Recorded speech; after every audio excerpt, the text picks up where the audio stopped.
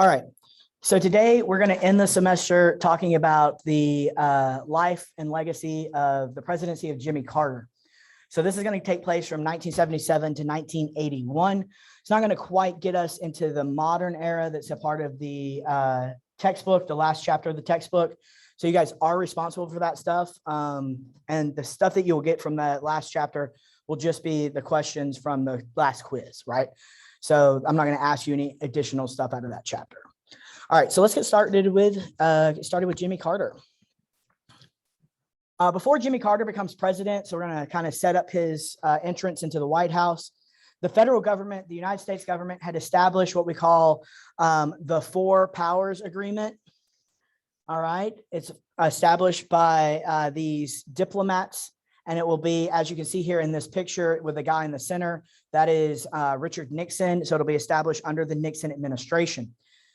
Now, the four people, you don't have to know them for the test. I'm not going to ask you who these four people are, but you should know that it's the United States, France, the Soviet Union, and England. So the United States, France, the Soviet Union, and England will come together and establish what we essentially call my brain stopped, a detente between the four countries.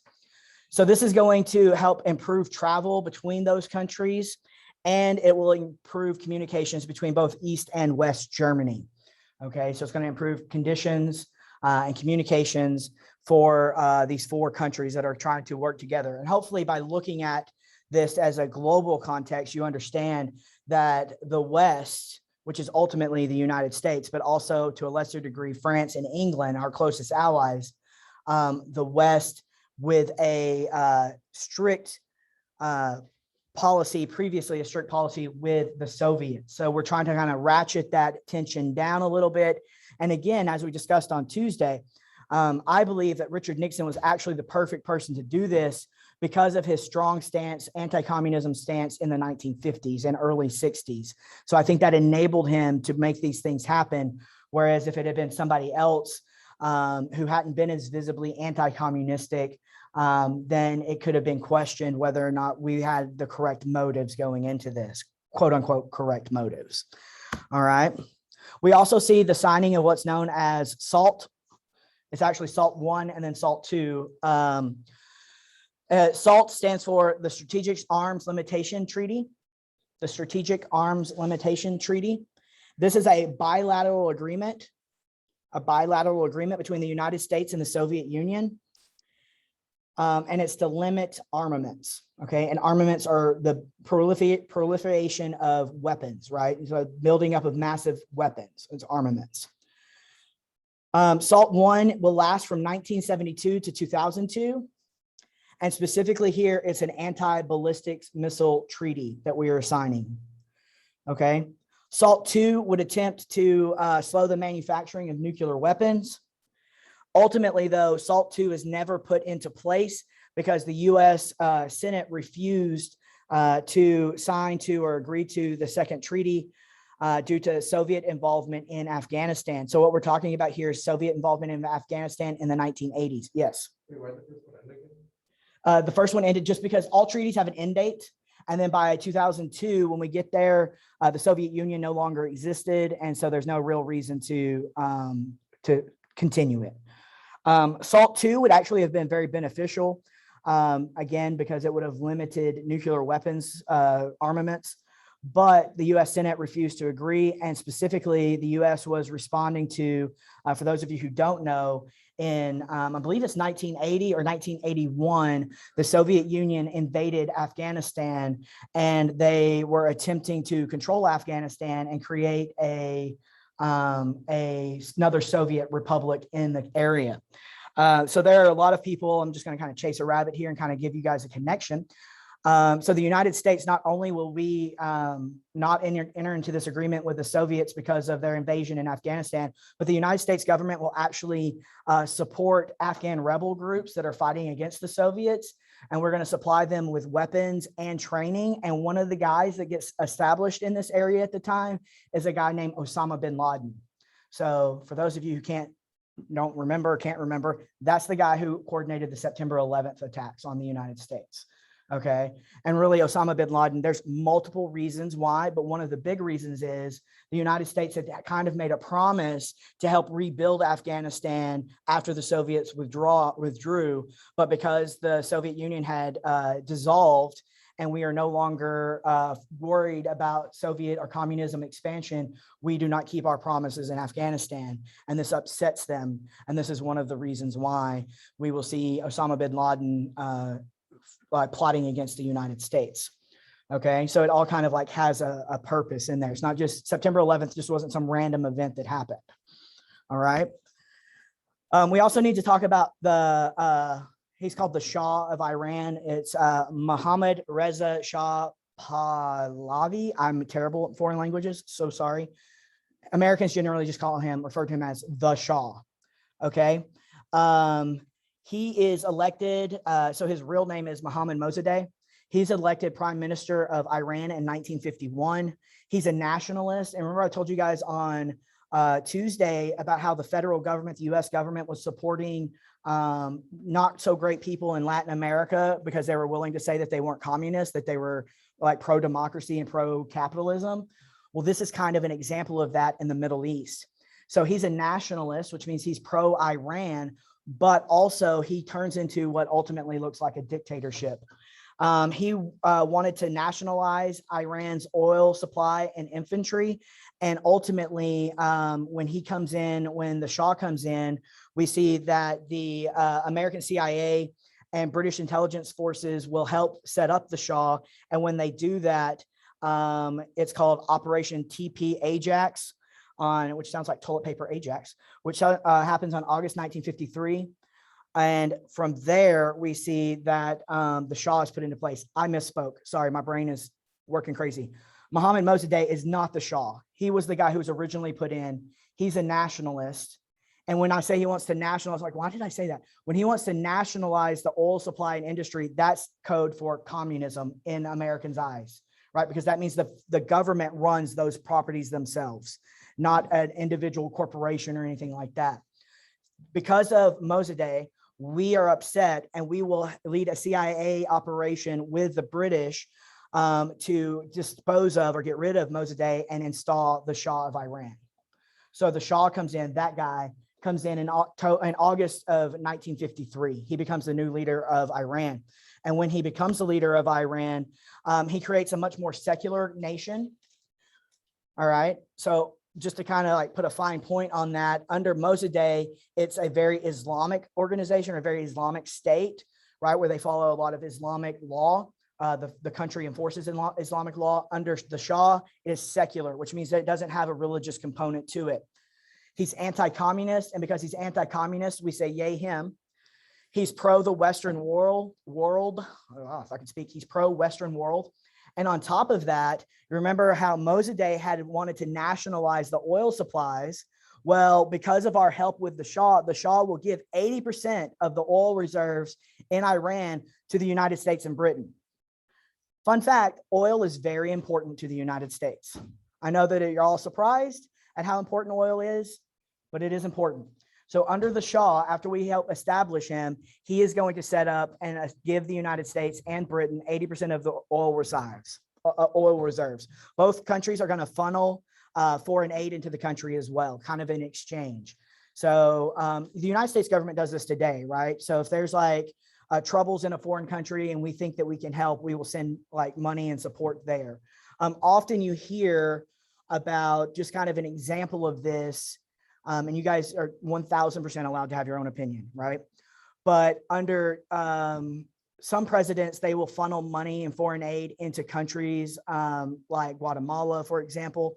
And the thought is that if you can relieve some of the civil unrest in those areas, then the people who live in those areas will not immigrate or attempt to immigrate to the United States. Like that's the plan, right? And some presidents don't agree with that, so they shut off that aid. And generally, there is a reduction of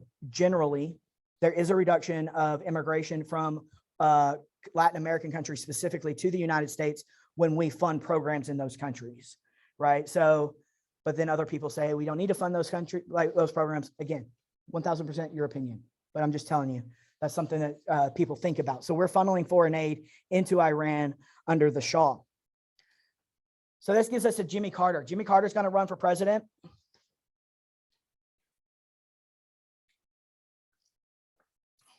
Fun fact, he's still alive, like 8 billion years old now. He's real old, and he keeps getting like concussions and stuff. So one of the things, I'm gonna chase this rabbit for a second, Jimmy Carter is known for is creating Habitat for Humanity. You guys may have heard of it. And even today, when he's 8 billion years old, he still builds houses with Habitat for Humanity. And that's how often he gets a concussion, because like he'll hit his head or something, and then they'll go to the hospital and come back out and just start building houses again with like giant like bruises on his head, which is pretty cool to me. Like that you're, you know, the super wealthy person, especially even now, like he could just like be sitting at home playing, you know, Jeopardy on TV and doing word puzzles, and he's out building houses for Habitat for Humanity. So anyway, Carter had been named the campaign chairman of the Democratic National Convention, or National Committee rather, in 1974.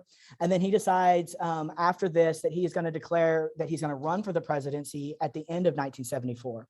And it's funny, one of the common questions or common statements when people were told that Jimmy Carter was going to run for president was, Jimmy, who is running for what? Like, because people don't know him. So as you see here, I think I showed you guys a picture a couple of weeks ago of Elvis with one of the mayors from Memphis. So this is Jimmy Carter and his wife, Rose, and Rosalind, sorry, Rose is his sister, I think. Rosalind Carter with Elvis before he died, before he took the dirt nap. So the election of 1976 will feature a Democrat from Georgia, Jimmy Carter, versus Gerald Ford, a Republican from Nebraska. Okay.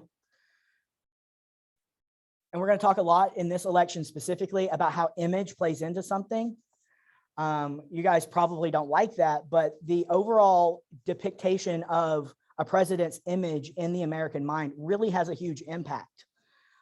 So this image idea that's playing in, I like, for example, with President Biden today, I was listening to a podcast and they were talking about how, so pollsters will often ask, like when they call people, what do you think about the president's image, right? And right now, people are concerned about Joe Biden because they think that he isn't super energetic about life, right? They're like, is he okay? Like that's the question that people ask. Is he okay? Or is he sick? Or is he what? But because he's not super energetic, right? So that's something that they even today kind of monitor about a president, probably even more so today.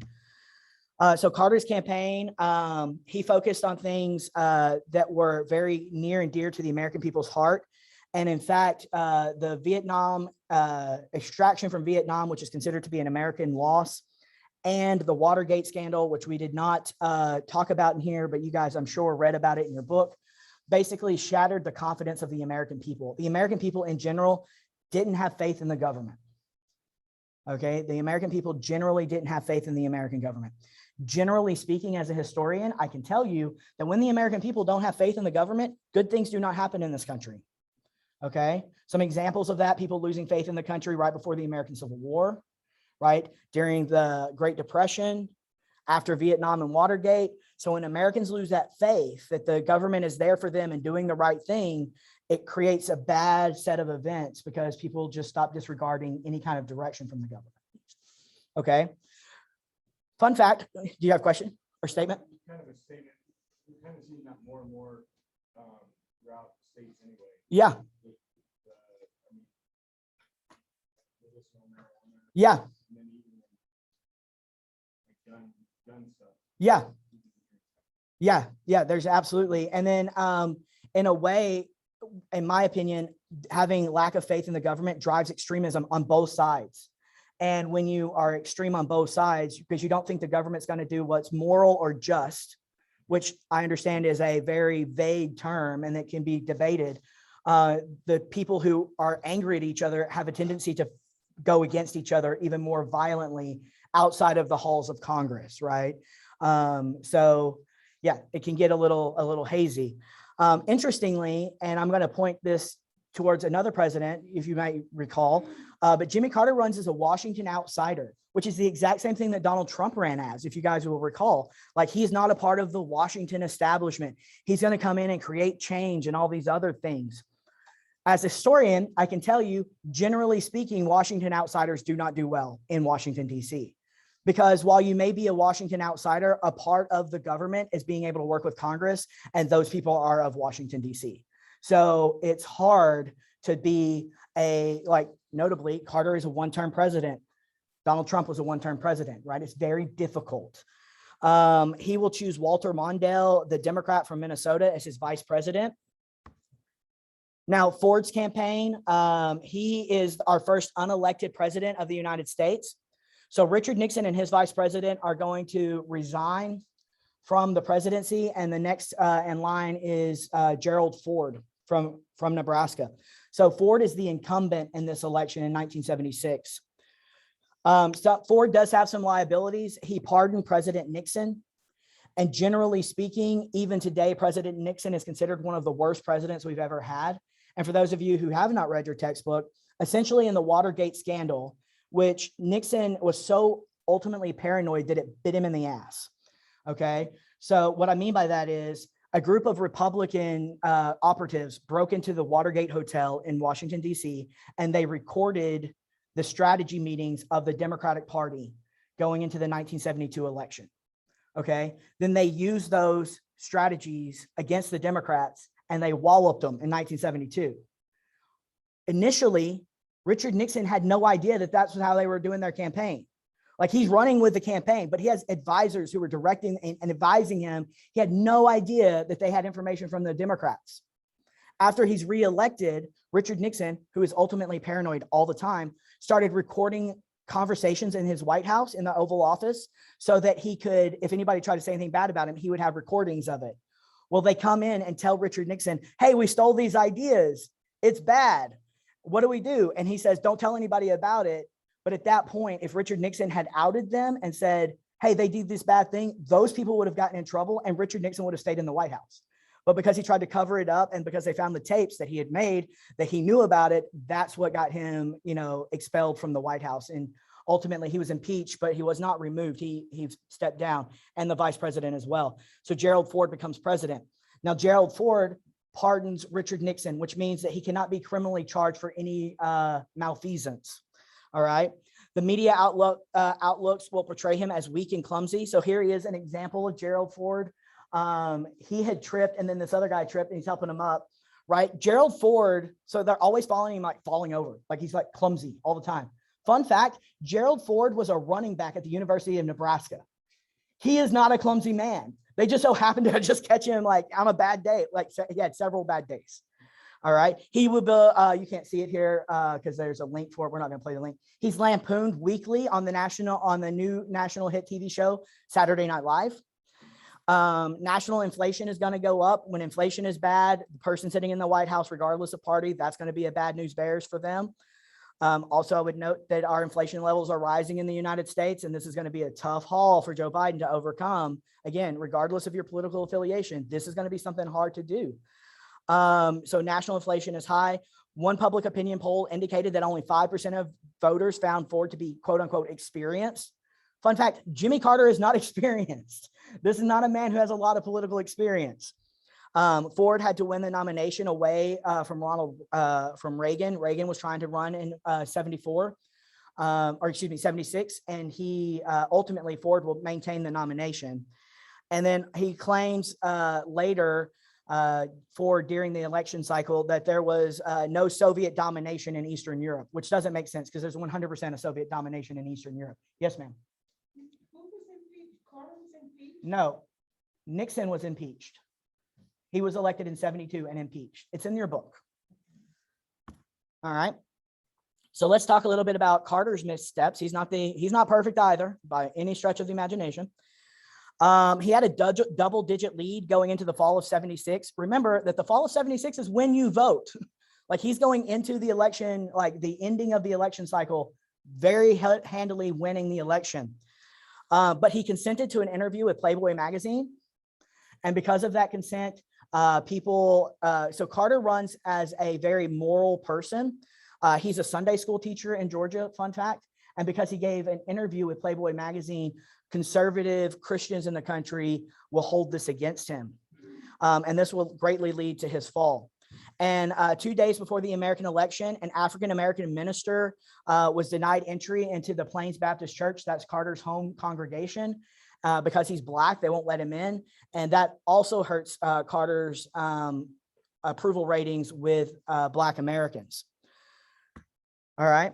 But as you can see here, the South at this point is doing pretty good under the Nixon approach to the solid South, the Southern strategy, that the South is going towards the South. They have it confusing on here. The South is going to stay with the Democrats. This is what I was going to say. Yes. So it looks red. It's not really. The red is actually the blue and the blue is the red. Doesn't make sense. Why did I pick this? But we do see in Texas is an example of this. This is why I have it on here. So Texas, you can see here, voted for a Democrat. But Nixon's Southern strategy is working, because by the mid-70s, you start to see at local and state elections, Texans are starting to elect a lot more Republicans to run Republican government in the state, but they're still kind of connected to the Democratic Party on the national level, because they've kind of been in that tradition of electing Democrats to the White House, right? By the time we get to Ronald Reagan, that's over. So this is where the transition starts. So Texas is a good example of that, where they're voting Republican in local and state elections and then voting Democrat at the national election. All right. So Carter's approach to the presidency is a little bit different than had been previous to him. He sought to run the country how he ran his farm. I didn't tell you guys this, but Jimmy Carter is a peanut farmer from Southern Georgia. That's how he made his money. And he says that he's not going to have an imperial presidency like Johnson or Nixon. And he hates backroom dealing. And what we're talking about here is often in DC, I'm sure in Austin, right? Probably in City Hall in Tyler, Texas, right? Often you'll have two parties trying to achieve something and they'll say, well, if you do this for me, I'll do that for you. And that's how we're going to get stuff done. That's backroom dealing, right? Carter, when he would address the nation, most presidents, when they address the nation, they wear like the suit and the tie, they sit behind the desk, they talk. This is how Carter would address the nation if he was on TV, right? Kind of like Mr. Rogers, right? He's got a sweater on. He's just kind of like laid back. That was his approach to the presidency. He also invoked what he called the Wilsonian tradition. And here he's talking about Woodrow Wilson. He wanted to be a reformer and a progressive. Carter wanted to be a reformer and a progressive. He also trusted science and technology to advance the human condition. But he did retain his deep moral or his moral values from his deep religious faith. He's Southern Baptist. He's very religious. And he believed that political leadership should function for the common good, what's good for all of the country. So fun fact, as president of the United States, almost once a month at least, Jimmy Carter would go home and teach his high school or his Sunday school class. Like, he is very religious. And he continues to be a member of, even today, of the congregation there. And he is highly participatory in his local community, in his local church. Some of Carter's early policies, he pardoned Vietnam-era draft resistors or draft dodgers. He ended funding for the B-1 bomber, all right, which is going to shore up a lot of American assets at this point. I don't think we talked about it, but famously, President Eisenhower, conservative Republican President Eisenhower said the downfall of the country would be the military-industrial complex, overfunding of the military. So Carter, he's going to end that funding for the B-1 bomber. And he pushed for a comprehensive consumer protection bill, right, where people can't like gouge you on credit card prices, things like that, loans, and just making sure that you're not being ripped off, consumer protection. And though Carter was, I didn't realize I had this one on here. He also will fight water wars, trying to clean up water supplies, things like that. He resisted traditional rivers and harbors, the bill, which was considered pork barrel. When we talk about pork barrel politics, what we're talking about is somebody in Washington, D.C., let's say that I am the senator from Texas, or even more specifically, let's say that I am the representative for District 1, which is the district that we are in, right? Currently, it's Louis Gohmert.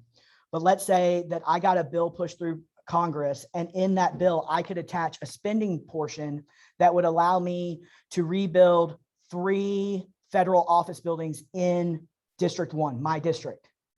Okay. Then I would come back to my district and I would say, hey guys, I've been in Washington. So for those of you who don't know, representatives run every 2 years, like constantly running for reelection. Okay. So as a representative, I would come here and I would say, hey guys, we passed this bill, and attached to it, I got us 3 federal buildings. Those 3 federal buildings are going to put people in my district to work. Because of me, I brought federal money here and I'm making our district better and making your lives better. That's pork barrel politics. Okay. He's going to face criticism from congressional allies. Specifically here, y'all guys probably don't recognize him because he's 1, dead now, and 2, young in this picture, but that is Ted Kennedy, a young Ted Kennedy. He's the youngest brother of John F. Kennedy, a longtime senator from Massachusetts, Democrat. So that's one of the people that Carter's going to go up against and have trouble with.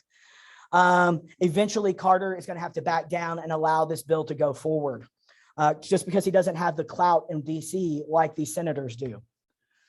Congress, as a result, is going to push Carter. They recognize that his support is pretty shallow. So the consumer protection bill that he had really worked for and kind of pushed for, they will not pass it in Congress. And they will also deny his labor reform package. So for example, an example of outsiders having trouble, and I'm just bringing this up for you guys to see. Again, I'm not like here trying to like push you in a political direction, but when Donald Trump ran as president, he ran as an outsider.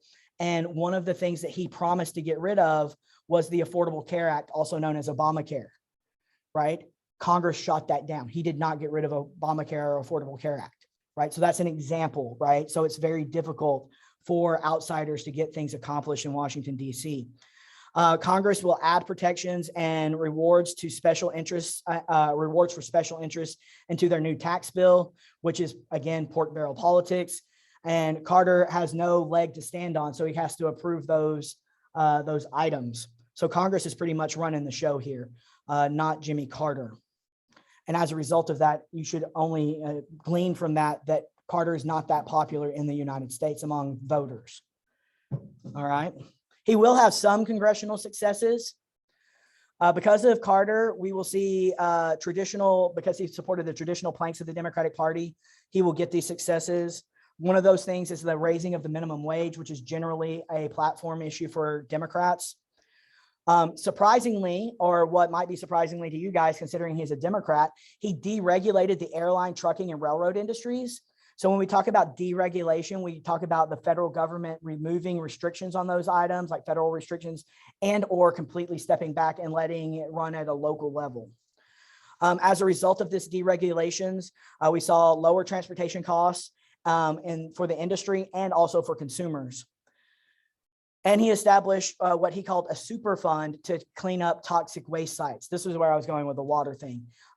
So throughout the 1950s, 60s, and early 70s, the idea of looking out for the environment really wasn't a great concern of anybody. Remember that Richard Nixon established the EPA, the Environmental Protection Agency.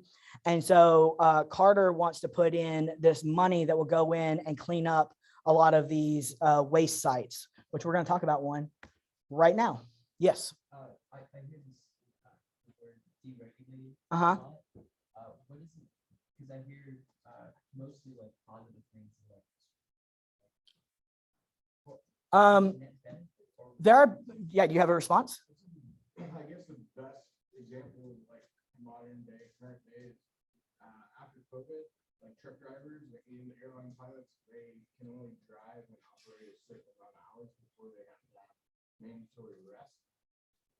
Because COVID put a lot of things behind. The government come in and said, instead of you only drive 10 hours a day, we're going to open that up and let you drive, 16 hours. Yeah, so there's that type of yeah. So on one side, so we'll use the example that you're working with. On that side, you get products to consumers quicker. So it kind of speeds up the supply chain. On the negative side of that, speaking of somebody who has a dad that's a truck driver, the laws that having those regulations prevent companies from working, like especially the smaller companies, from working their drivers to death, right? So there are some companies before there was a standard 10-hour drive day, and it's 10 hours of driving. So like when my dad does a logbook, he keeps like a logbook, and I hold something up like this because I remember as a kid, he actually had a book that had like carbon copy, and he would like had lines, and he would drive, okay, I drove this amount of time, and he would write where he was at. And then he would go like make a line down to break time. It's all in computer now. My dad drives for Walmart, all in computer. Walmart still doesn't let them drive more than 10 hours. Fun fact. Yeah. But yes, you're correct about this deregulation. But some companies would make their drivers drive 16, 17, 18-hour days. As a result of that, they're exhausted, they're fatigued. They can have, when you're fatigued and exhausted, you can have more accidents. So there is always two sides of the deregulation coin. So in my opinion, it's hard to say deregulation is good or bad, right? There's an argument for it depending on which side you're looking at it from. And I would assume that the deregulation is happening now. If we ever get over COVID, then that will go back to the standard, right? I do know also, my dad, again, runs electronic logs. So Walmart, and let's be fair, Walmart's the man. They have a thing in my dad's truck. They know where he is all the time. They can just like pull up on a computer and be like, oh, he's driving westbound on I-20. There he is, right? They know where my dad is. But before electric logs had became the norm, because my aunt and uncle are also truck drivers, like they're team drivers, they drive together. And for the longest time, they refused, because they own a truck, so they refused to put electronic logs in it because they did not follow the standards, and they would run it's called two logbooks. So you have one logbook that's by the law, and then you have the other logbook that you turn in to get paid. So if you get pulled over by a cop, you give them the law, the one that's legal. So they look at that and they're like, oh, you're following the rules. You can't do that with an electronic logbook because, like I said, it's got a GPS in it. It knows where you're at. And like there's other regulations that aren't federal, but like Walmart, for example, if you guys are ever riding around and you're behind a Walmart truck and he's only going like 64 miles an hour, don't get pissed at him.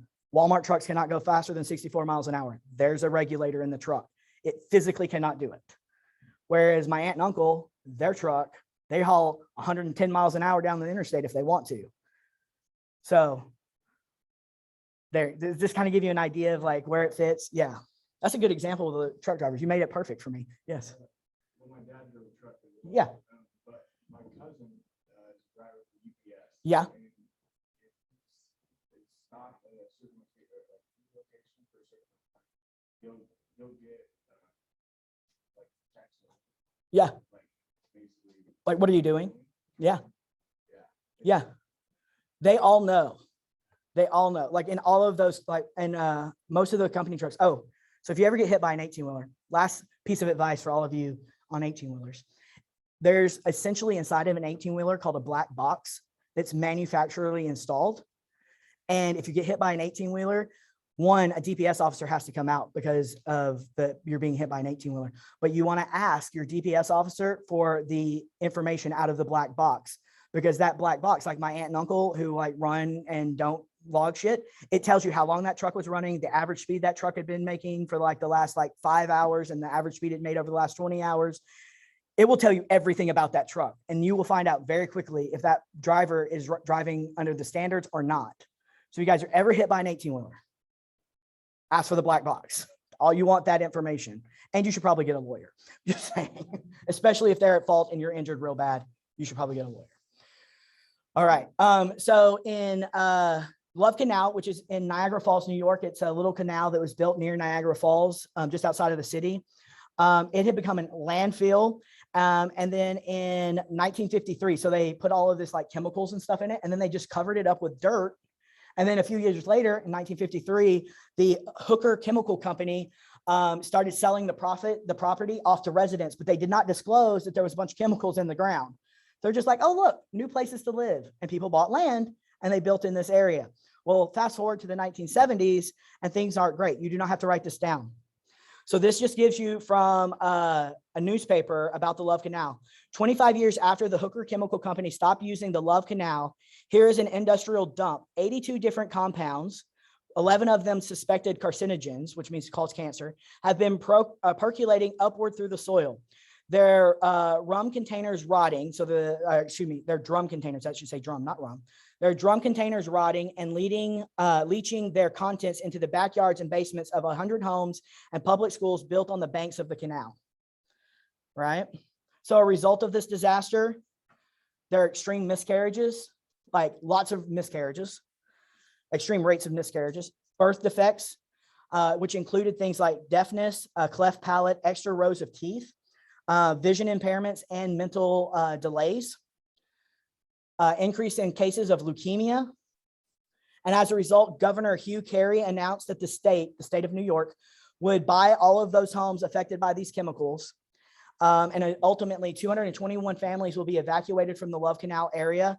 And the state of New York spent $7 million on purchasing that land from the people. Ultimately, Carter is going to approve emergency financial aid to help those people relocate, but also some of that financial aid is going to go to the state of New York to help recoup the $7 million. And this is $7 million in 1978 money, not $7 million in 2021 money. This is a lot of money. So here they are cleaning it up to just kind of give you an idea. Yeah. And then here are some protesters. I like this little kid in the front. I want a swimming pool in my backyard, not a cesspool. Thanks, Hooker. Hooker's the chemical company, remember? Not just like some random person. And this guy over here to the right of him, well, Love Canal sucks, but nobody told him to turn his sign around. Poor fella. But there they are protesting before something had been done to take care of it. So let's talk a little bit about America's need for oil. Yay, oil. American oil imports will rose 65% annually between 1973 and 1978. In 1976, Americans consumed 1/4 of all of OPEC. So the country in the Middle East that kind of controls the production and shipment of oil is called OPEC, the Organization of Petroleum Exporting Countries. So they were consuming 1/4 of OPEC's oil supply. And US consumption of oil in this country was 2.3 times that of the average in Europe, and 2.6% higher than Japan. Now, statistics can easily be manipulated. I would also like to point out that people in Europe don't live super far apart, especially in places like Texas, and people in Japan, also it's a tiny island, both of them island countries. They don't have a lot of space to spread out. So as a result, because of our country being so large, and especially in states like Texas, for example, people spread out, so they're going to use more oil. That only makes sense. All right. So Americans' need for oil is skyrocketing in the 1970s. So Carter's response to oil consumption, he authorized he wanted the Emergency Natural Gas Act, which sends basically trying to use consumption of natural gas rather than depending totally on oil. He created what's known today, we still have it, known as the Department of Energy. And this is going to send regulation to existing energy suppliers and funded research on new sources of energy, especially sustainable sources like wind and solar. So this isn't, today we hear all about, alternative energy sources. It's not like somebody woke up, 10 years ago and was like, oh, let's learn about solar and wind. No, we've been doing this in this country for a long time. He also pushed for this Energy Security Act, which created the U.S. Synthetic Fuels Corporation, which provided $20 billion in American funding to joint ventures with private industry to come up with synthetic oil and synthetic fuel. You see this today. We use synthetic fuel. So if you are at very few gas stations now, do not use pure gasoline. So when you're pumping your gas, you'll see it's like 10% ethanol or something like that. That's your synthetic fuel. Okay. So the federal government started to attempt to address the need and the supply or the need or the desire for oil in the 1970s. I would also posit here, because this is such a hot issue debate, an issue that's often overlooked by politicians on both sides of the aisle, because you hear all about the climate issue. And the climate issue is obviously very important. But even today, the vast majority of the oil that we consume does not come from the United States. Right? And if we continue to be dependent on oil, then that means we're going to continue to be dependent on other countries. And when they're not so happy with us, they can cut off the supply. The reason that oil prices or gas prices are so high right now really has nothing to do with President Biden. I know everybody's like, oh, thanks, Biden, right? It has nothing to do with him. It's OPEC. OPEC sets the rates. Now he being Biden, could go in and alter or reduce the amount of taxes that are taken out by the federal government in those oil. So if you guys chase a rabbit here, when you pump your oil next time, pump your gas, not your oil, pumping gas. Instead of like looking on your phone, look at the gas pump. All of them in the state of Texas have a state of Texas sign on them. It looks like the symbol of Texas. And it says it's managed by like the agricultural, whatever. Then it has numbers. And it tells you the state of Texas charges so many cents per gallon for gas. That's a tax that the state of Texas is collecting.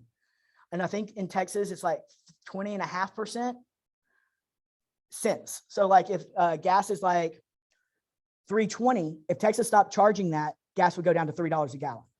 And then the federal government one, I think is like 18 or 19%, or 18 or 19 cents. They're not percentages, they're cents, right?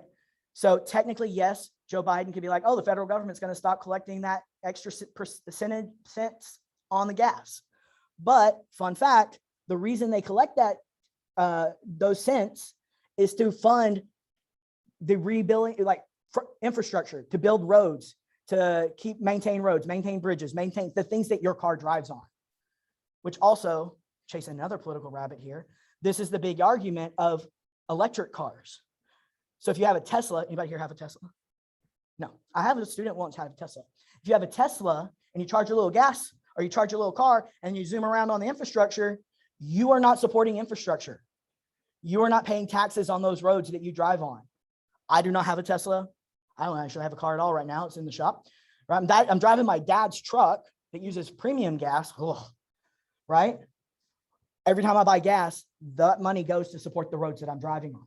So that's another political argument that we're probably going to see in the next decade of how do we get people who drive electric cars to pay infrastructure taxes to support infrastructure that they're using. And you're like, mind blown. Didn't even think about that. There you go. All right. Gas is a big deal in this country. All right. So Carter's first energy package was signed into law in November 1978. He deregulated oil and natural gas prices, which allow states and areas to set their own prices. This will lead to a vast increase in supply of energy going into the 1980s, not just for gasoline, but like natural gas especially. Consequently, as a result, yes. Again, I see this a lot, like the deregulated. Mm-hmm. Like, what exactly?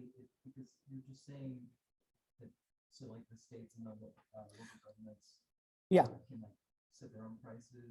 Yeah.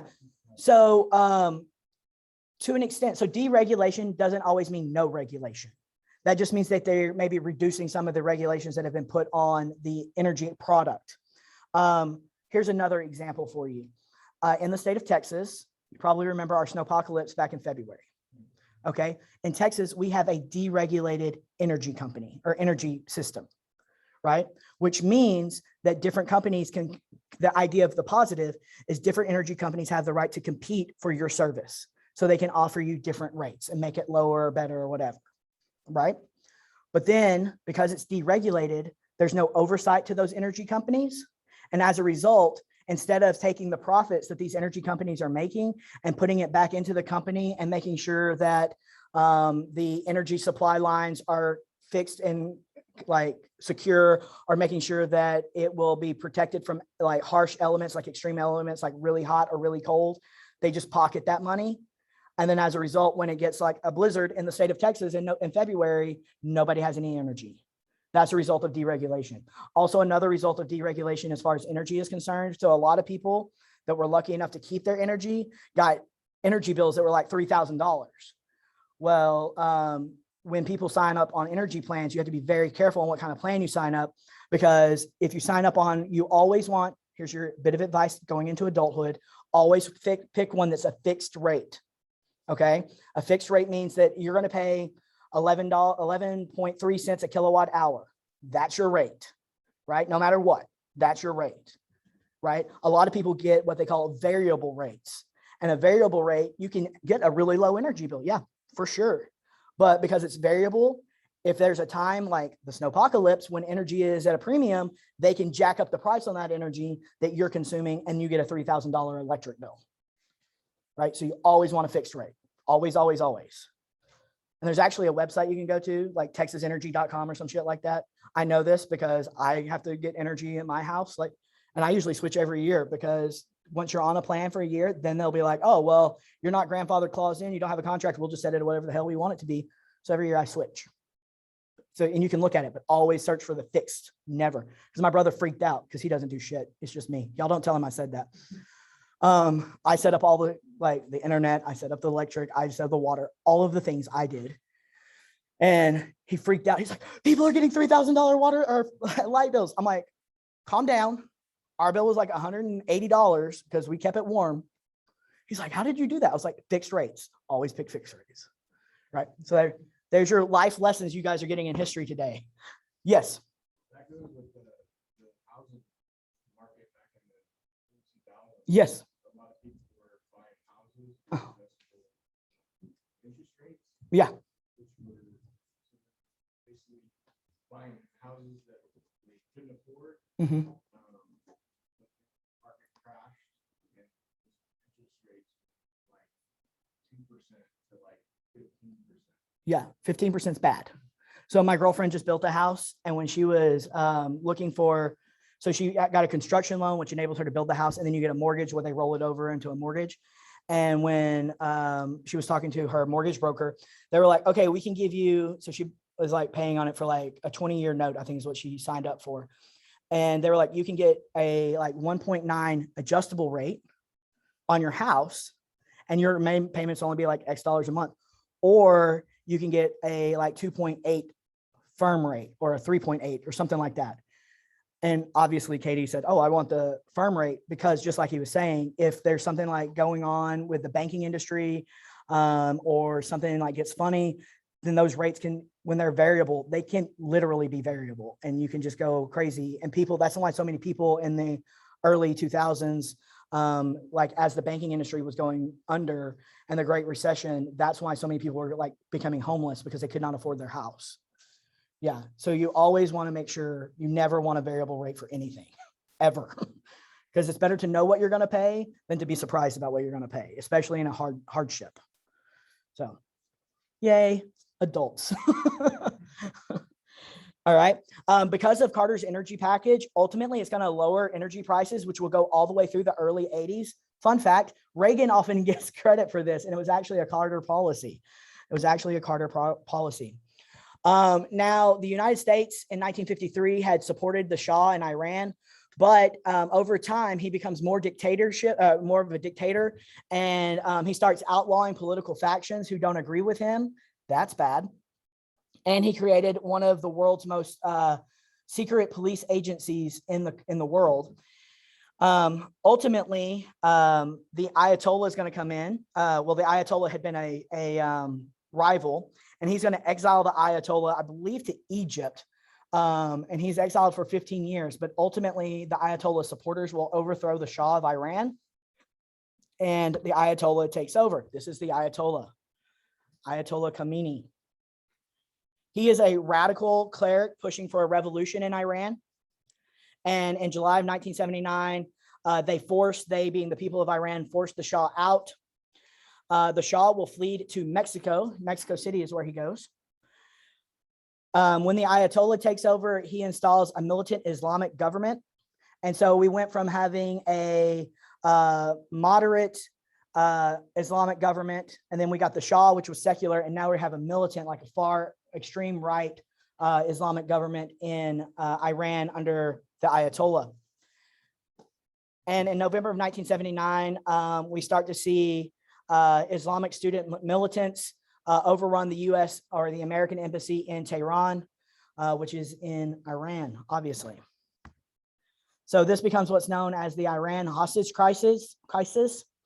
66 Americans will be held hostage. They allow women and pregnant women or ill people who are sick to leave.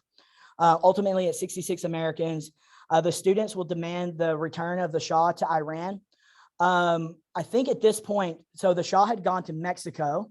And then he found out he had cancer. So they brought him to America so that he could get cancer treatment.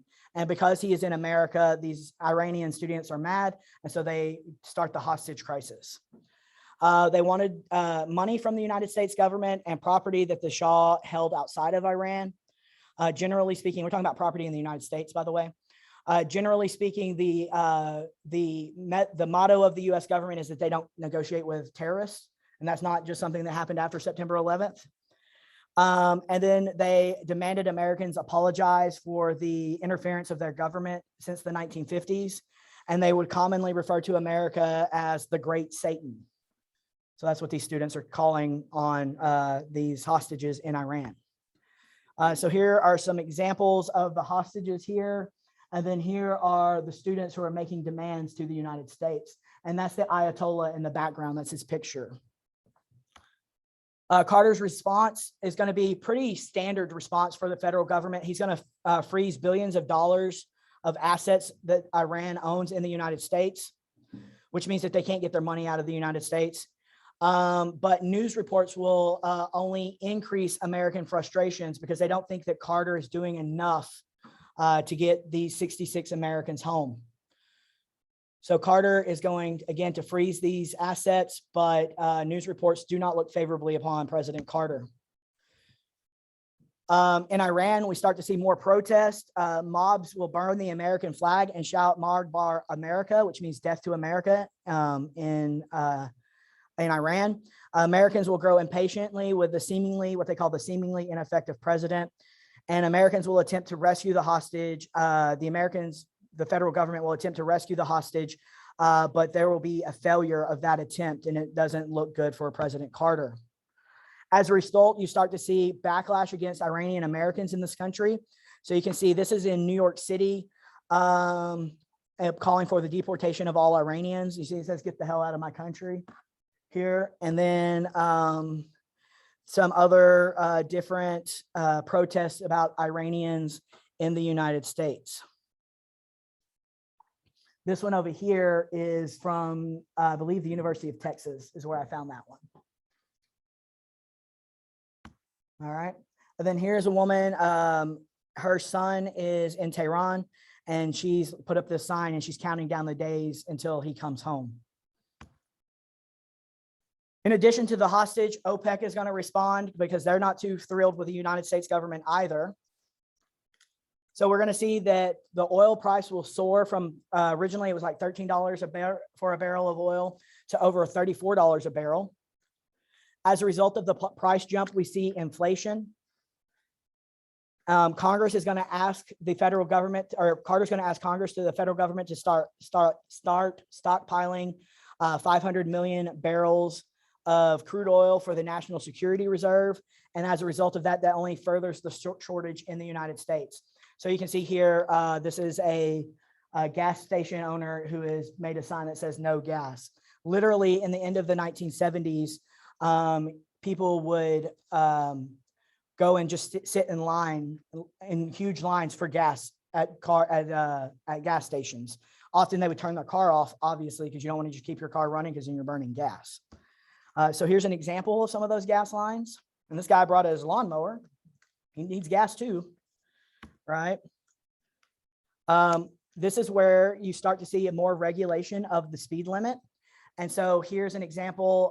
The idea is to fight back against the Ayatollah and to fight back against the Iranian government by driving 55, because fun fact, when you drive slower, you use less gas, right? Carter will continue to have a negative energy and a negative image during this time period. He appeared to be aloof and condescending to most Americans. And what that means is most Americans don't feel like they can relate or connect to him. Okay. He does have some personal embarrassments. His sister and brother are examples of that. Or excuse me, his daughter and his brother. Ruth Carter Stapleton is his daughter and Billy Carter is his brother. We'll show you an example of that. This newspaper image here, see where it says pause, and then that's the president in the boat. And then see this rabbit? Well, apparently Jimmy Carter was in Georgia and somebody took a picture of him fishing on the river or on like a tributary to a swamp. And they called it a swamp rabbit like came and attacked the president's boat and was like messing with him, and Carter was trying to like shoo him away, and he just looks like a big idiot, and people saw those pictures. So the swamp rabbit got him. There's the swamp rabbit. And see, there's Carter trying to shoo him away. This is his daughter, Ruth Carter Stapleton. She defends the rights of Hustler, Larry Flint, that's Larry Flint, the right of the Hustler magazine to produce whatever they want. And again, this is a pornography magazine. And so the American people lack or question the moral character of the president and his daughter. Billy Carter, this is him. He owns a gas station in their hometown, and he likes to drink a lot of beer. Like that's what he's known for. He loves beer. And so people found out, and he started advertising beer for different companies. So you can see here, it's the best beer I've ever tasted, and I've tasted a lot. Billy Carter. So he becomes known as like a guy who drinks a lot of beer. And as you have more conservative, it's called moral majority, more conservative Americans being politicized in the late 70s, they frown upon things like this. So here's from his gas station. They even made a model car that kids could make from his redneck power pickup truck is what he called it. So there you go. Also in the late 70s, we see the push for what's known as the Equal Rights Amendment, the ERA. We talked a little bit about this on Tuesday. This is a proposed amendment to the Constitution that would guarantee equal legal rights for all Americans, regardless of sex and or gender. Now, who you see on here in this picture, her name is Phyllis Schlafly. She is vehemently opposed to the Equal Rights Amendment. She is a very conservative Catholic, and she goes on the trail, the campaign trail, protesting against the ERA, and that's what you see here. According to Phyllis Schlafly, any ratification of the Equal Rights Amendment would lead to women being drafted by the military and the public having unisex bathrooms. So there you go. So here is what we see, people who are pro ERA, and this is actually a protest in Dallas, Texas. So they are pro ERA, pro women's rights. Another person who's going to kind of gain a lot of notoriety during this time period is Anita Bryant. So she is a singer. She's originally from Oklahoma City, but she became slightly famous in the 1960s for being a country person, a country singer, a country star. And then she gets married and kind of retires from music and moves to the Miami-Dade County area. Miami-Dade is like right outside of Miami, Florida. And there, she kind of gets picked up as a spokesperson for the Florida Citrus Growers Commission. And so she's always like on the commercials for like drinking orange juice and stuff. But she will lead a crusade called Save Our Children after Miami-Dade County passed protections for homosexuals in 1976. So these protections included things like you couldn't kick somebody out of their housing for being gay, right? That's the kind of protections we're talking about. You couldn't fire somebody for being gay, things like that. They passed those protections in like December of 1976, and Anita Bryant's campaign got those protections rolled back within 3 months. And some of the arguments that was made by Anita Bryant, so it's called Save Our Children. So she argued that because gay people can't reproduce and make children, that the only way to get more gay people is to have gay people recruiting other kids, specifically in schools. So like you did not want gay people being teachers, because if gay teachers are there, they're going to like molest their children and all this other stuff. That was her argument, which by the way, was an effective argument. And it was used quite effectively many times throughout our nation's history since the 1970s. Okay. Yes. I feel like I've seen a video like a long time ago. I think it was Anita Bryant. It was just like a video where someone like threw a punch. Yep, that's Anita Bryant. Oh my God. Yeah. So at one point she's giving some kind of interview, and you guys could probably like Google it on YouTube or whatever, or search it, just Anita Bryant pie. But a activist like walks up to her and just like slams her in the face with a pie. And then they're like, oh, we're going to pray for them, because all of their stuff and Anita Bryant stuff rests solely on religious objections to homosexuality, and they vilify gay people by making them out to be pedophiles and sexual predators. Harvey Milk is the first openly gay man elected to office in California.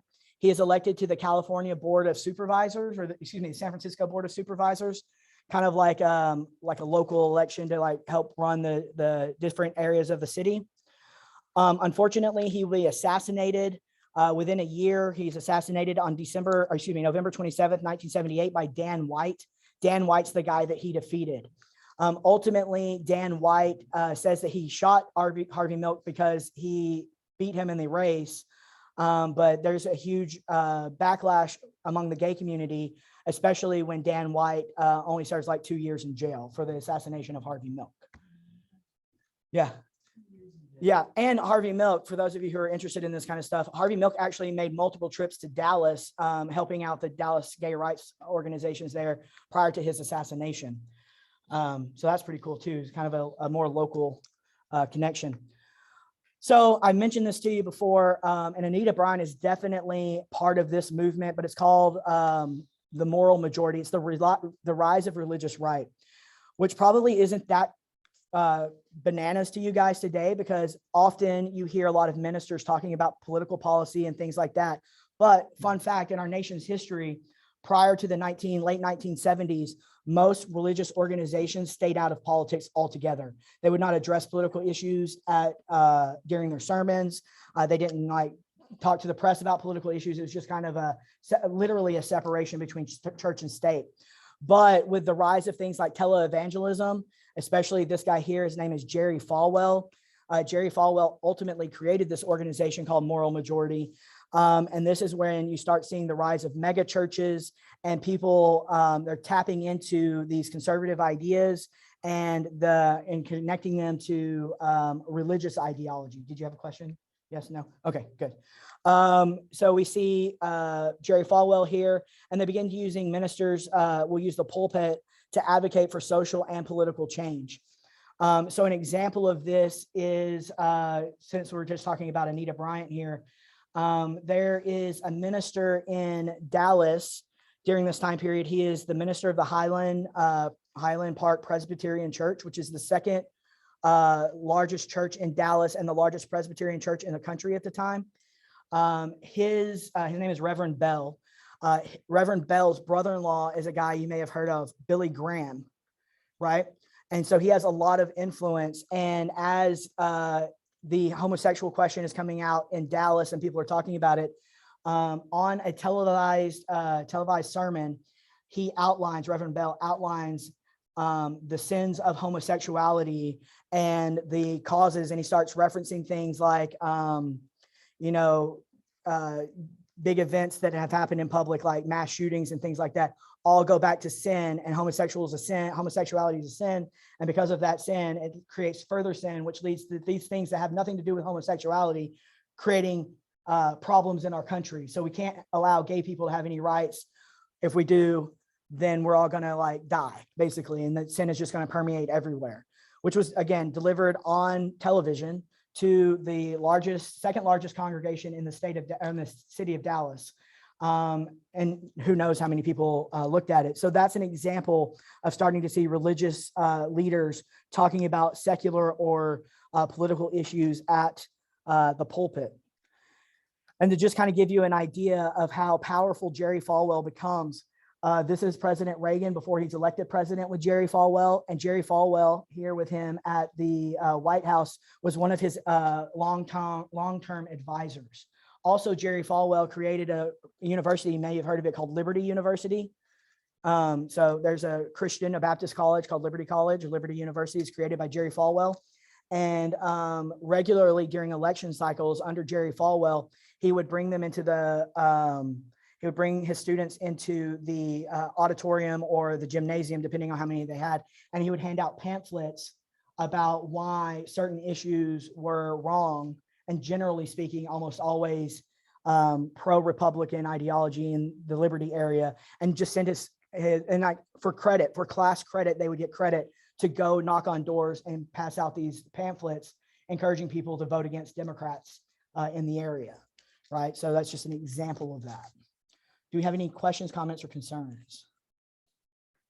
Yeah. I know some of it's like, I can't believe this was happening. And not that long ago either, by the way, like within the last 50 years. All right. Well, first of all, I'd say thank you guys so much for taking my class. I really appreciated it. I'm glad that we got to have in-person class. That's awesome. And then also, if you guys are going to take me in the spring, I look forward to seeing you for History 2, or excuse me, your History 2, History 1. I'm having it at 11 o'clock Tuesdays and Thursdays in the spring, if you're interested. And if not, if you need anything from me, like a letter of recommendation, or I also help advise history majors. So if you decide you want to be a history major and you need advice, come see me. We can make something happen, or anything else in general. If you need anything on campus, just let me know. All right. You guys have a great day. Have a good final week, and then have a good Christmas break. So this is our last day in class. Yep. Well, thank you, Ms.